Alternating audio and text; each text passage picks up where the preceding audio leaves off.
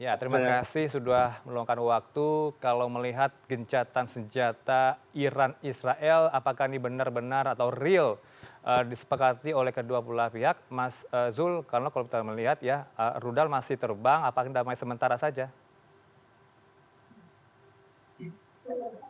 Baik, Hmm. terima kasih. Baik, makasih Mas. Langsung saja, jadi gencatan senjata sudah berlaku kemarin Mhm. per jam 11.30 ya waktu Jakarta Mhm. atau jam 7.30 waktu di Timur Tengah sudah berlaku. Tapi juga saya di sini perlu menjelaskan sedikit bahwa Mhm. gencatan senjata ini inisiatornya itu adalah Israel. Hmm. Israel menyampaikan kepada Donald Trump, Presiden Amerika Serikat. Kemudian Donald Trump menyampaikan lewat Qatar, Hmm. karena Qatar ini adalah negara intermediaris selama ini dalam masalah Iran dengan Amerika Serikat atau dengan Israel.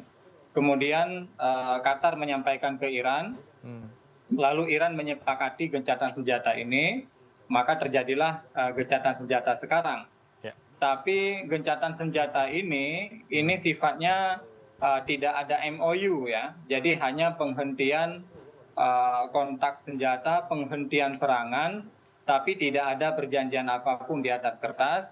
Artinya, Mhm. secara de facto sebenarnya Iran dan Israel saat ini masih berperang. Mhm. Hanya Donald Trump menjadi penengah sekarang antara Iran dan Israel. Jaminannya di sini hanya Donald Trump saja gitu. Jadi Oke. sebenarnya gencatan senjata ini tidak terlalu kuat, apa namanya, karena tidak ada MOU dan tidak ada kesepakatan. Oke. Ini hanya anjuran Donald Trump saja kepada Netanyahu dan Hmm. penerimaan dari sisi Iran saja. Oke, dari sisi Iran, apa yang kemudian membuat mereka melunak, mau menyepakati hal itu, gencatan senjata, Mas Zul?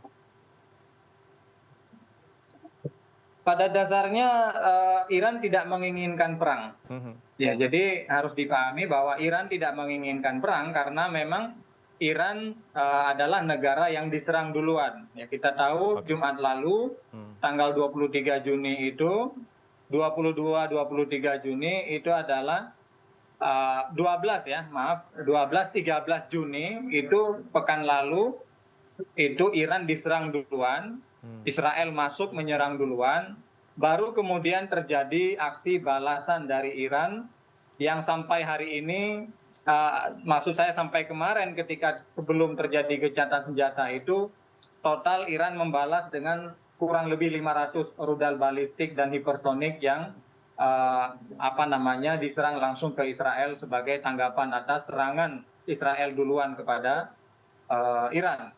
Jadi Hmm. pada dasarnya Iran tidak mau perang, makanya Iran tidak ada barrier soal gencatan senjata.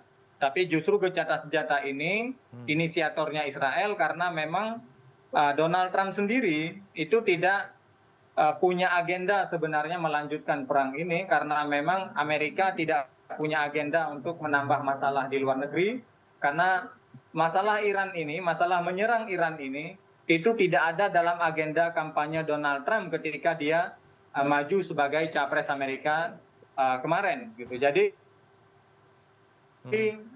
akan banyak penolakan karena ini tidak termasuk agenda Donald Trump. Oke. Kemudian Donald Trump juga sudah berjanji Hmm. bahwa ketika dia akan jadi presiden Amerika di term kedua ini, Mhm. Donald Trump berjanji untuk menghentikan semua perang, menghentikan semua konflik. Jadi akan sangat kontradiktif dengan apabila dia mendukung berlangsungnya perang antara Israel dan Iran dalam jangka panjang. Jadi di sisi Iran tidak ada barrier karena memang dia tidak ingin perang. Gencatan senjata ini inisiatornya adalah Israel yang disampaikan ke Donald Trump dan ditengahi oleh Qatar. Oke, kan Anda katakan kalaulah memang tidak ada MOU, tidak ada di atas kertas, artinya tidak permanen dong ya, hanya bersifat sementara. Situasi geopolitik di kawasan Timur Tengah semakin tidak menentu dong, Mas Zul? Betul, tidak menentu. Hmm. Jadi kita tahu bahwa serangan Israel dadakan ke Iran ini memang terjadi dadakan, tapi perencanaannya itu direncanakan sudah sangat lama oleh Netanyahu dan kabinetnya. Dia ingin Iran ini diselesaikan di era Donald Trump, dan dia ingin Amerika masuk dalam perang ini karena Israel sendiri tidak sanggup menyelesaikan perang ini sendirian. Oke. Oleh karena itu dia menarik Amerika ke dalam ini, dan Netanyahu cita-citanya itu menyelesaikan masalah ini di era Donald Trump. Sehingga Israel bisa mengachieve ya, mencapai tujuan-tujuan penting dia di Timur Tengah secara geopolitik, antara lain itu adalah menghilangkan satu ancaman besar terhadap rencana Israel untuk menguasai Timur Tengah itu, menguasai Gaza, menguasai Palestina, menguasai tepi barat, bahkan mengeksekusi agenda Israel Raya itu barrier-nya, masalah utamanya adalah Iran. Maka Iran ini harus diselesaikan dulu mumpung Donald Trump ada di Gedung Putih. Karena kalau Joe Biden di Gedung Putih, belum tentu juga Joe Biden memberikan lampu hijau kepada Israel untuk menyerang Iran. Nah, sekarang kalau dengan terjadi gencatan seperti ini, itu artinya semua mimpi Netanyahu, semua cita-cita Netanyahu untuk menghabisi Iran, menggulingkan pemerintahan Iran, melucuti nuklir Iran, itu tidak ada satupun yang tercapai dalam perang ini. Jadi bisa dikatakan perang 12 hari kemarin itu tidak mencapai apapun secara objektif oleh Israel itu sendiri. Karena gencatan senjata ini pun ini dipaksakan oleh Trump. Israel sebenarnya tidak mau, Iran juga sebenarnya tidak mau, tapi dipaksakan oleh Trump karena Trump melihat eskalasi ini bisa meningkat dan bisa naik ke level yang tidak terkendali. Oleh karena itu Trump menyetop. Kalau nggak di-stop, ini kawasan bisa berkobar, kawasan bisa terbakar semuanya, dan itu tidak sanggup dipikul oleh Amerika atau Israel, bahkan tidak sanggup dipikul oleh dunia, bukan hanya oleh Amerika dan Israel atau Iran itu sendiri. Oke, cawe-cawe Trump luar biasa ya, mempunyai dampak yang signifikan untuk mengendalikan Iran dan Israel.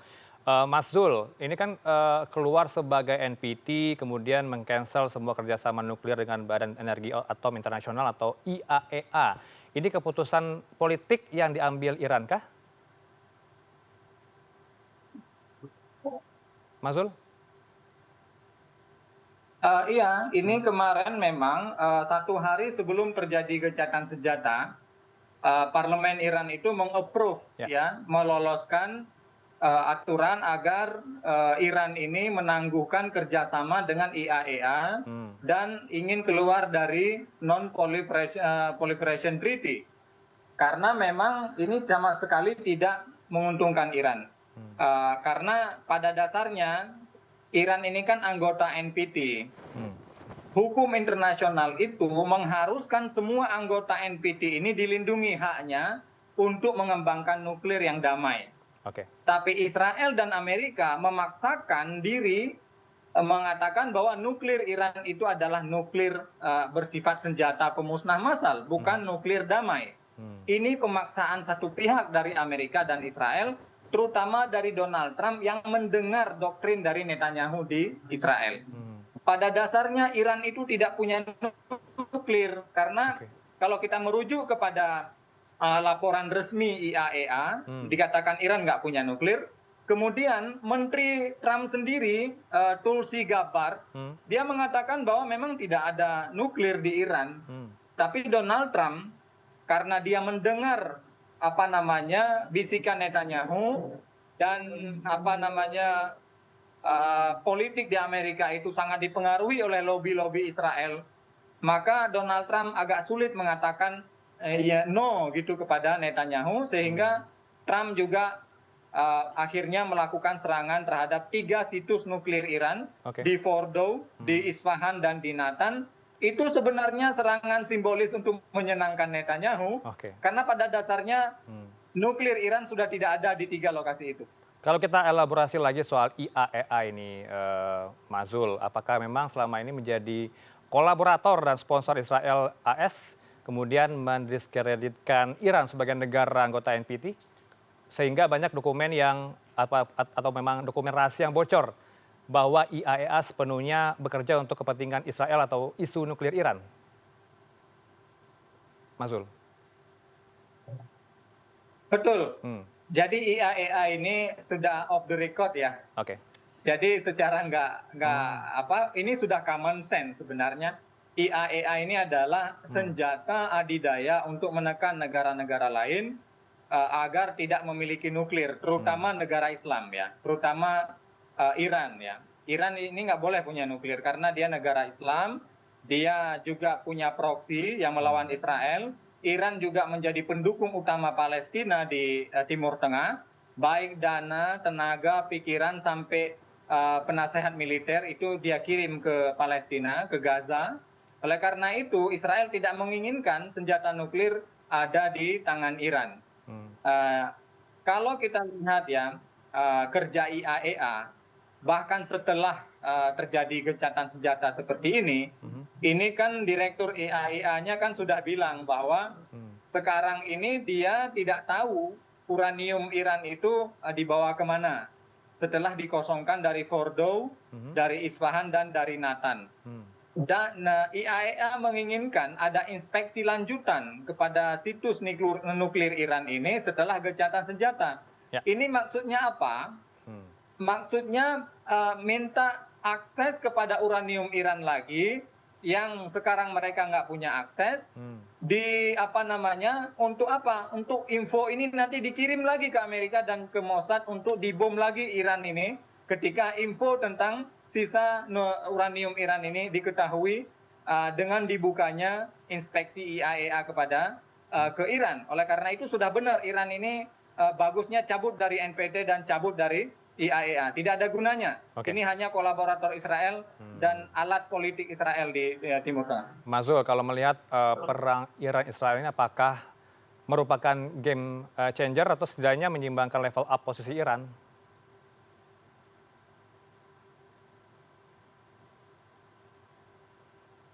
Kalau dibilang game changer bisa ya, karena di dunia ini, Mas, hanya ada beberapa negara yang punya rudal balistik dan rudal hipersonik. Ya.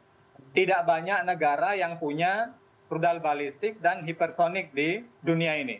Kalau nggak salah saya hanya 12 ataupun 16 negara. Ini salah satunya adalah Iran. Oleh karena itu kalau kita lihat kemarin, hasil serangan Iran terhadap Israel, itu 12 hari perang, ini luar biasa ya. Dalam sejarah Israel ini belum pernah kejadian dihantam dengan serangan yang sebesar ini.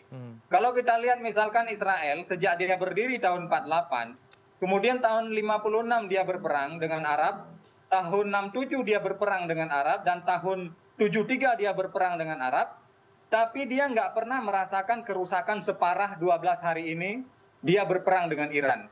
Karena pada dasarnya Israel ini tidak pernah lagi terlibat perang dengan sebuah negara sejak tahun 73 setelah perang Yom Kippur. Dia terlibat itu dalam perang dengan sebuah negara itu ya sekarang kemarin 12-13 Juni dengan Iran. Selama dari tahun 73 sampai sekarang Israel relatif hanya berperang dengan non-state aktor ya, dengan aktor non-state. Dia baru kali ini berperang lagi dengan sebuah negara, dengan negara Iran, dan kita tahu hasilnya ya. Sekarang Israel ini luar biasa mendapatkan pelajaran. Rudal-rudal Iran ini hipersonik dan balistiknya 50% lebih tidak bisa dicegat oleh sistem pertahanan udara Israel yang di backup oleh Eropa, di backup oleh Jerman, Prancis, Inggris, Amerika. Rupanya semua sistem pertahanan udara ini tidak ada yang mempan dengan rudal Iran. Oleh karena itu Trump sudah benar. Trump harus menyetop perang ini karena kalau tidak di-stop, ini eskalasinya bisa sangat parah dan ini bisa tidak terkendali sehingga masa depan Israel pun belum tentu ada yang bisa menebak ya. Walaupun Timur Tengah ini kalaupun Amerika all out katakan Mas, dia ingin menyerang Iran, belum tentu juga nasib Amerika dan Israel itu sama mulusnya ketika dia menginvasi Irak 22 tahun yang lalu. Oke. Jadi saya rasa Iran bukan hanya game changer, tapi Iran Baik. memberikan pelajaran yang paling berharga kepada Israel bahwa Iran bukan negara lain, bukan Irak, bukan Libya, Iran juga bukan Yugoslavia. Jadi siapapun masuk ke Iran, kita tahu sejarah Iran itu sudah sangat teruji soal tekad dan determinasi rakyat Iran dan pemimpin Iran dalam melawan agresor. Itu yang sudah terbukti. Jadi Israel harus sadar betul, jangan ada yang melanggar ceasefire ini. Kalau saya sebagai pengamat melihat, kalau ini dilanggar baik oleh Iran atau oleh Israel, siapapun yang duluan melanggar ini, ceasefire ini, maka Timur Tengah itu akan terbakar dan konflik ini akan masuk ke eskalasi yang tidak bisa terkendali lagi. Ya, bahkan Trump nanti tidak bisa lagi menyetop. Artinya ada head to head ya yang terjadi state dengan state, bukan state dengan ormas begitu ya antara Iran dan Israel. Melihat posisi Iran yang cukup kuat sehingga membuat Israel untuk merasa sulit untuk menandingi Iran kah, Mas Zul, sehingga terciptalah sebuah kondisi security dilemma di mana ada upaya untuk berlomba untuk menandingi lawan, Mas Zul? Secara di atas kertas, Iran dengan Israel ini lawan yang seimbang ya. Dalam artian kekuatan militer Iran ini juga kan bukan kekuatan militer biasa. Dia salah satu negara terkuat di Timur Tengah selain Israel. Dan Iran ini merupakan negara produksi rudal terbesar di Timur Tengah. Jadi kalau soal rudal itu, Iran rajanya di Timur Tengah. Kalau nuklir mungkin Israel rajanya, tapi kan memakai nuklir tidak mudah di era modern seperti ini. Jadi bisa dibilang bahwa Iran ini, kenapa dia ditakuti? Karena memang dia punya real power. Kalau seandainya Israel head to head dengan Iran tanpa Amerika, ini kita nggak bisa bayangkan nasib Israel. Artinya tidak ada apa-apanya ya. Dalam artian Iran ini kan bukan hanya state, tapi dia juga punya proksi. Israel itu sekarang dikelilingi oleh proksi Iran, baik itu Hizbullah, baik itu Hamas, baik itu Jihad Islami, baik itu milisi di Irak, baik itu Houthi di Yaman. Jadi total sekarang milisi yang mengepung Israel itu kira-kira 200 sampai 300 ribu milisi.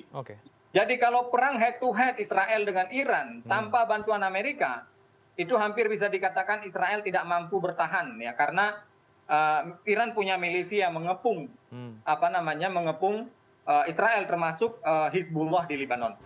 Oleh karena itu Iran sebenarnya kalau kita lihat penduduk Iran kan hampir 90 juta. Sedangkan Israel ini kan hanya 10% dari penduduk Iran. Jadi kalau kita bilang Iran ini juga punya sel-sel di luar negeri. Kalau dia terdesak, dia akan mengaktifkan sel ini. Sehingga bisa dibilang bahwa operasi di luar negeri pun cukup ditakuti oleh lawan-lawan Iran. Saya rasa Donald Trump sudah benar ya meminta gencatan senjata, karena Iran sudah dites 12 hari ini, rupanya memang tidak bisa dan tidak mampu ditaklukkan. Dan semua cita-cita Israel ataupun tujuan-tujuan Israel dalam perang 12 hari ini sama sekali tidak tercapai. Baik melucuti nuklir Iran, atau menggulingkan rezim Iran, atau menghabisi semua pimpinan Iran, sampai hari ini kita lihat tidak ada yang berhasil satupun. Tidak ada berhasil satupun. Kalau kita simpulkan, mission is not complete begitu ya, tidak tercapai, achieve untuk Israel apa yang diinginkan selama 12 hari ini. Terima kasih untuk waktu Anda, Mas Tengku Zulkifli Usman, pengamat geopolitik bersama Newsroom. Selamat sore, Assalamualaikum. Terima kasih. Waalaikumsalam warahmatullahi wabarakatuh.